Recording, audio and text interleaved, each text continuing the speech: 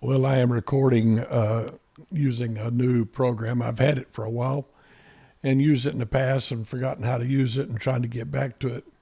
I thought I'd go ahead and do it today because I want to talk to you about what you see is what you get. And so if you're on YouTube and you're looking, what you're seeing is what you're getting, and it ain't that good.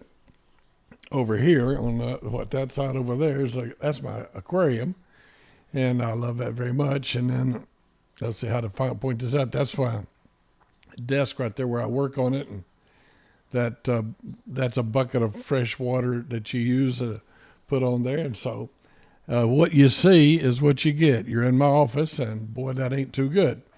And I've even got it here where I can switch cameras, but I'm still trying to learn how to do it. So you have to put up with it. I want to talk to you about this, though, because what you see is what you get is much more a truth in Bible terms than you might think. Now, the term originates from and came from computer days. You know, back in the old days when computers first started getting where we could get them, and I've always liked computers, and I've almost always had one. I started out with a Texas Instrument, and I went to Commodore 64, had a tape player that was a hard drive backup. I've just always wanted to be up to date. Now I'm old, and I am slowing down. I don't think I'm doing as well as I was.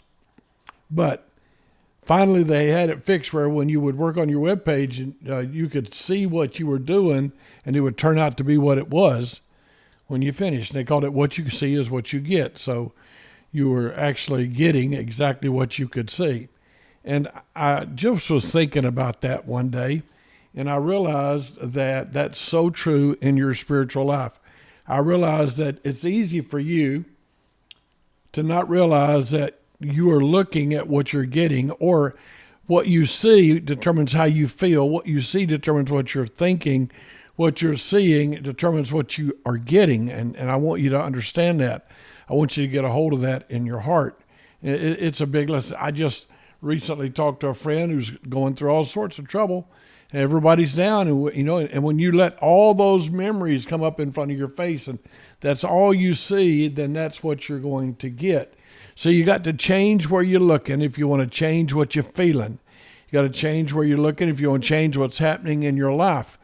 Now, that won't deny reality. That won't say that it's not happening. It'll simply say that I am looking for the truth beyond the truth.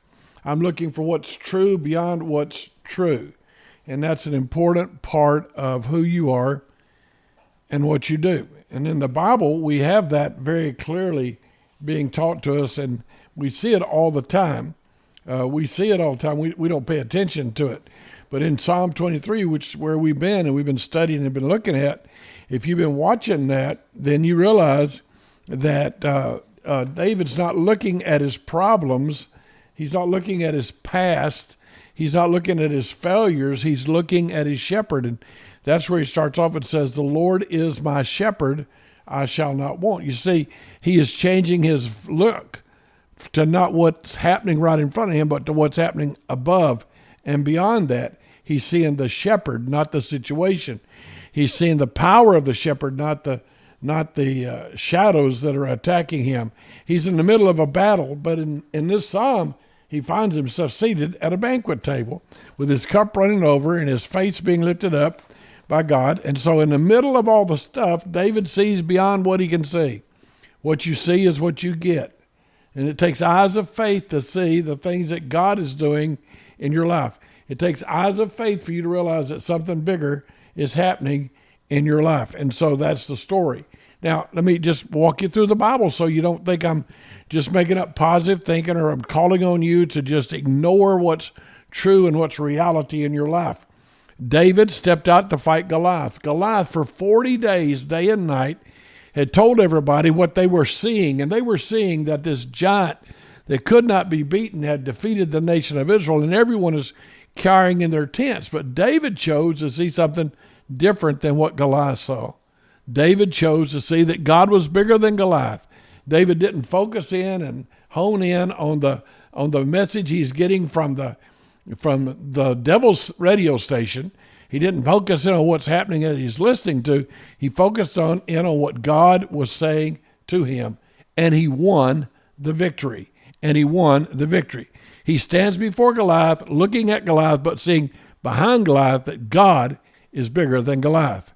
12 Hebrew spies went into the nations that were to be conquered in the promised land.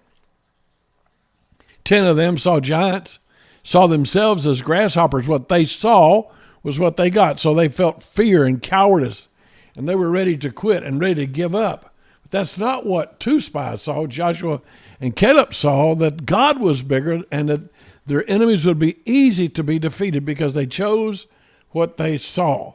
See, you have to look beyond what's happening to you.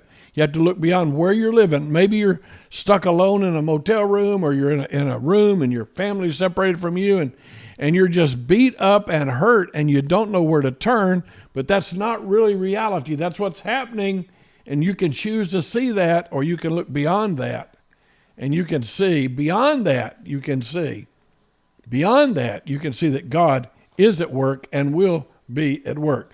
You can see the circumstances, or you can see the defeat. You can see the circumstances, or you can see the defeat. Daniel goes in the lion's den. And what does Daniel see when he gets in the lion's den? He says, I know God will take care of me, whatever happens to me. Remember the 3 Hebrew children, they said, we will not bow down. And if God doesn't deliver us, that's okay. We still won't bow down. They saw something different. And in the middle of it, they weren't alone. The Lord was with them. So you must see beyond what's happening right now. You got to look beyond that by eyes of faith. You got to look on Jesus and see him. You got to realize that. You got 10 spies giving a bad report, but you've got to get beyond the spies and their bad report. You got to get beyond King Saul and his Israelite army that's about to destroy you, or and you're in you're running from Saul, or you're in a cave and Absalom is chasing you, or King Saul is trembling at the face of Goliath, and see beyond that, because you see, what you see is what you get. What you see is what you get. So you got to get the ultimate perspective here. You've got to change perspectives, and you got to say, instead of that, I'm going to see God. It's spiritual perception. It's seeing the shepherd or seeing the situation. It's seeing the provision or seeing the challenge. It's seeing destruction or it's seeing deliverance. It's seeing God doing something or it's not. You choose. You choose. Now, David's fleeing from his son, but what's he see? He sees that God is going to deliver him. And so I challenge you today. I know you're hurting, and I know your life is not what you want it to be. I know that things aren't going the way you want them to go. I know that I've had those situations in my life when things weren't going that way. And here's what I've had to do. I've had to say, stop, focus, put your eyes on Jesus, see Jesus in this situation. Don't see yourself. Don't see what's happening. Trust the Lord. Look to the Lord and see what the Lord's got to say. And I've watched that happen, and I've watched it change my life. So adjust your focus. Decide to shut out the screaming voices. Decide to listen to scriptural truth, not situational truth. Decide that you are going to focus. That's the consistent pattern of David, and that's what he's doing in this situation. So I challenge you today. Now, I know you're hurting, and I would not in any way take away from that. I would not in any way doubt that you are hurting and things are going rough. But there is above, there is beyond another truth. I may be lost and wandered from my shepherd, but my shepherd wandered with me, and I am not alone. He is pursuing me. I may be feeling really defeated and beaten, but I know surely goodness and mercy are following me all the days of my life. And I refuse to stay in the pit and to stay in the destruction and to stay in the hurt that's happening to me. I choose to go somewhere else. I choose to live another way. So what you see is what you get, but you choose what you see. You choose what you see. You can look around and say, boy, look how bad I got it. Or you can look up and say, look how good I got it. You can look around and say, man, I got medical bills and I got to keep buying pills every month that costs hundreds to thousands of dollars. I'm constantly taking medicine, well over 100 pills a day. Or I can look up and say, boy, I got a shepherd who loves me and has provided for me all of my life. What are you going to do? What are you going to focus on? I challenge you challenge you. What you see is what you get. So choose what you see. God bless you. I love you right there where you are. I'm thinking about you and I'm praying for you. I'm telling you that you are very important to the Lord and you're very important to me. Now, if you're listening and this is of any benefit to you, would you share it with some other people? Would you give me a like? Would you make a comment on the podcast? Would you share the podcast with somebody? That would so help me. I really believe that I am followed by mercy, and I want other people to know they're followed by mercy, and I can't do that without help. So share the YouTube video if you're watching that, and I know it's a mess today, and I hope it's been decent.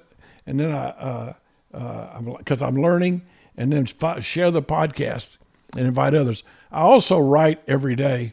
You can look it up, Followed by Mercy by Austin Gardner. I write on Substack and I write on Beehive, and that's coming out every day.